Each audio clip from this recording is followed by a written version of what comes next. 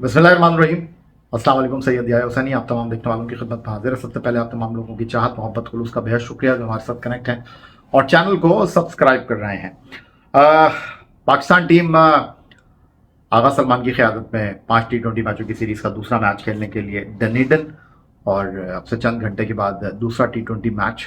क्या टीम पाकिस्तान सोचेगी? क्या टीम पाकिस्तान संजीदा अंदाज में इस दूसरे T20 मैच में एक्शन में होगी? वो गलतियां जो उन्होंने पहले T20 मैच में की, एक ऐसी टीम को मैदान में उतार दिया जो कि कमज़ोर टीम थी और आपके पास बेंच के ऊपर तगड़े खिलाड़ी बैठे हुए थे। पहला मैच आप खेल रहे थे, क्या इन गलतियों से आप सीखेंगे या नहीं? इसके लिए अगली वीडियो का आपको इंतजार करना पड़ेगा क्योंकि तब तक मैच खत्म हो चुका होगा। आज के इस वीडियो में एक बार फिर आपके सवाल और हमारे जवाब। और आज का पहला मुंतखब सवाल आमिर खोकर साहब का गुलिस्तान जोहर से, कह रहे हैं शर्जील को चांस मिलेगा। खोकर साहब, फिलहाल मैं कुछ कह नहीं सकता। पाकिस्तान में कोई चीज़ आप वसूख से नहीं कह सकते, फाइनल बात नहीं कर सकते। उम्मीद पर दुनिया कायम है। शर्जील खान डोमेस्टिक क्रिकेट खेल रहे हैं, अगर अपनी फिटनेस पर काम करें और उनकी किस्मत में हुआ तो वापस आ सकते हैं। फिलहाल उनके लिए रास्ते बंद हैं। PSL जो कि आइंदा चंद दिनों में शुरू होने जा रहा है, पिंडी, कराची, लाहौर और मुल्तान में, वहाँ किसी फ्रेंचाइज ने उनको लेने में दिलचस्पी जाहिर नहीं की है। अगला सवाल हमारे पास शरद गोस्वामी साहब का। आपके जनाब हर वीडियो में सवाल शामिल हुए हैं वैसे। कहते हैं मवाजना बनता नहीं है बाबर आजम और विराट कोहली का। और बाबर आजम तो हर टीम के खिलाफ खेले हैं, छोटी टीमों के खिलाफ भी खेले हैं। कोहली नहीं खेलता छोटी टीम के खिलाफ।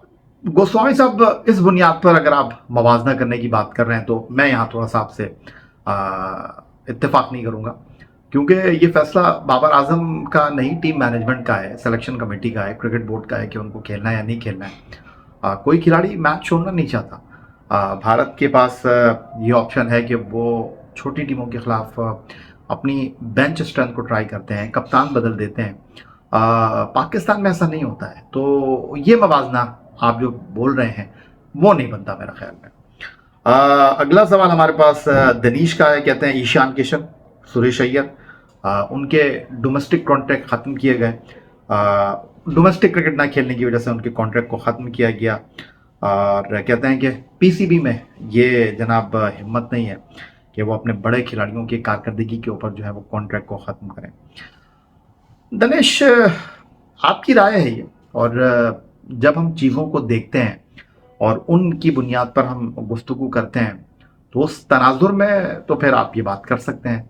लेकिन जिस तरह हर किसी के काम करने का अपना तरीक़ाकार है, हर किसी के पास ऑप्शंस हैं, हर किसी के पास वसाइल हैं, हो सकता है किसी के पास ना हो। तो इंडियन क्रिकेट बोर्ड एक बिल्कुल डिफरेंट डायरेक्शन में चल रही है।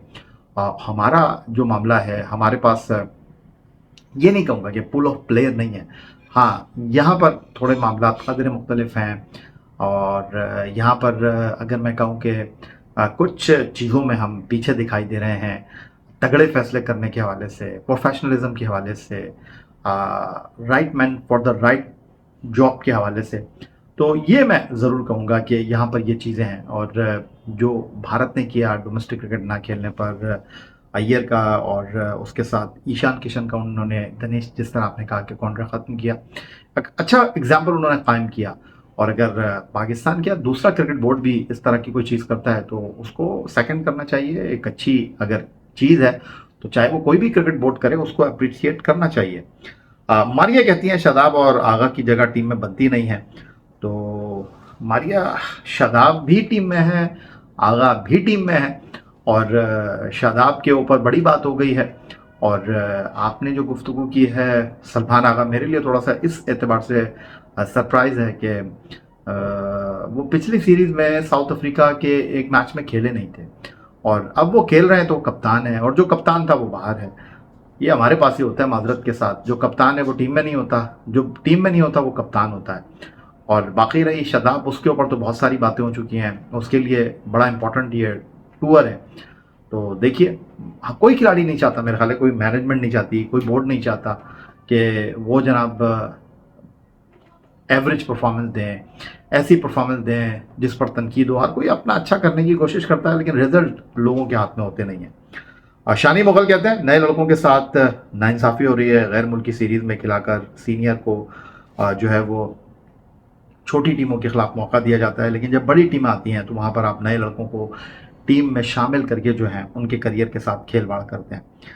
शानी साहब, चाहे बड़ी टीम हो चाहे छोटी टीम हो, मौका जब मिले तो उसको दोनों हाथों से मुझे लगता है कि ग्रैब करना चाहिए। यहीं से आप बड़े प्लेयर बनते हैं, यहीं से छोटा खिलाड़ी बड़ा खिलाड़ी बनता है, बड़ा खिलाड़ी खराब कारकर्दगी पर छोटा खिलाड़ी बन जाता है, अपनी जो जगह है वो लूज कर जाता है। तो ये सारी चीज़ें तो चलती रहती हैं। ये कहने में सुनने में तो अच्छी बात लगती है कि जनाब छोटी टीमों के खिलाफ बड़े खिलाड़ी खेल रहे हैं, बड़ी टीमों के खिलाफ छोटी खिलाड़ी खेल रहे हैं। भाई अगर छोटा खिलाड़ी बड़ी टीम के खिलाफ परफॉर्म करेगा तो फिर वो एक ही झटके में बड़ा बन जाएगा, और छोटी टीम के खिलाफ बड़ा खिलाड़ी परफॉर्म नहीं करेगा तो वो एक ही झटके में ऊपर से नीचे आ जाएगा। इस बात को भी तो आप समझने की कोशिश कीजिए। अब्दुल्ला कहते हैं साइम ने 9 एक रोजा मैचों में 515 किए, 485 और कर लें तो 1000 रन हो जाएंगे।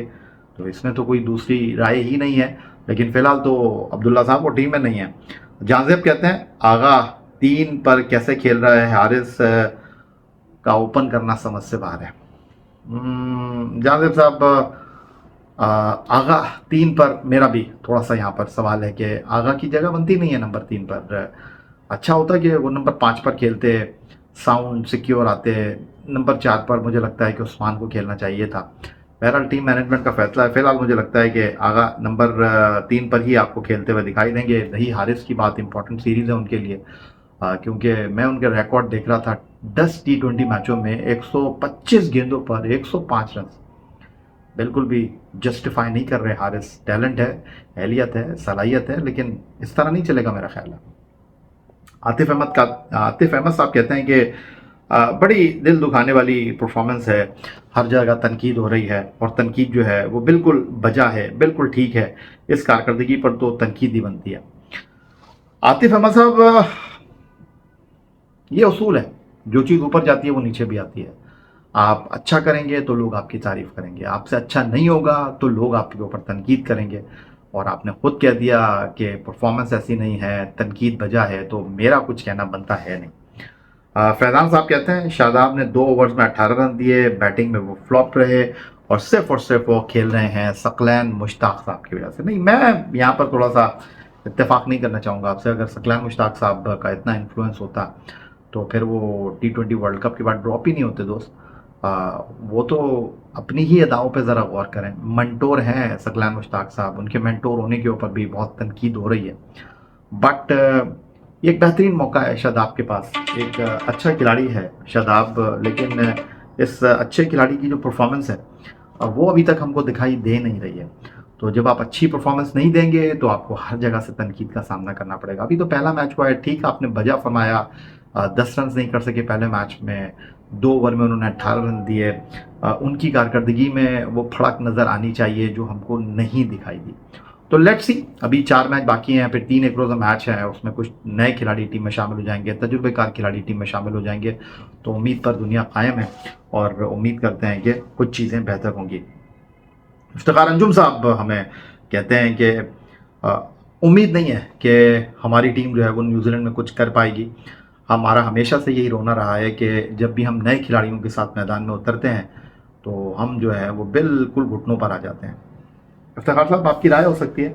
हम नए खिलाड़ियों के साथ अच्छा भी खेले हैं, अच्छी कारकर्दगी का भी हमने मुजाहरा किया है, बट पहले मैच में क्राइस्ट चर्च के हैगले ओवल पर 91 पर आउट होना, 9 विकेट से हारना, इधर कुछ अपने आप को डिफेंड करने के लिए बचता नहीं है, कहने के लिए अल्फाज है नहीं।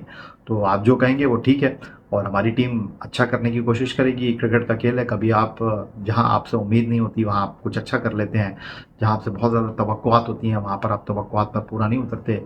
ये एक मामला रहा है। लेकिन बहरहाल अभी तो सीरीज़ शुरू हुई है, हमने गलती की। पहले ही मैच में हमने बहुत ही इमेच्योर अप्रोच का मुजाहरा किया, सोच दिखाई।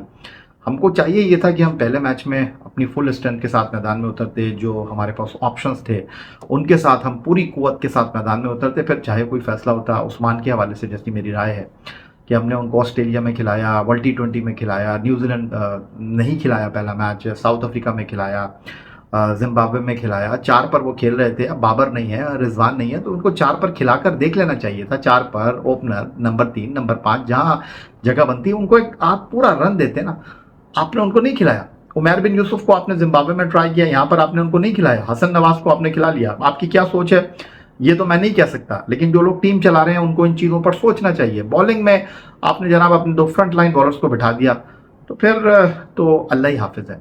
तो फिलहाल हमारे पास ये कुछ मुंतखब सवालात थे आज, जिनको हमने अपनी वीडियो में शामिल किया। चंद घंटों के बाद पाकिस्तान और न्यूजीलैंड के दरमियान डनिडन दूसरे T20 मैच का मेज़बान है। 5 मैचों की सीरीज़ में न्यूजीलैंड को 1-0 की बढ़तरी हासिल है। आपके साथ ये सिलसिला भी जारी रखेंगे और भी इश्यूज़ के ऊपर आपसे गुफ्तगू का सिलसिला भी जारी रखेंगे। फिलहाल आज की इस वीडियो में इतना ही। अपना बहुत ख्याल रखिएगा। अगली वीडियो तक के लिए सैयद याहिया हुसैन को इजाज़त दीजिए। चैनल को सब्सक्राइब करना मत भूलिएगा। अल्लाह हाफ़िज़।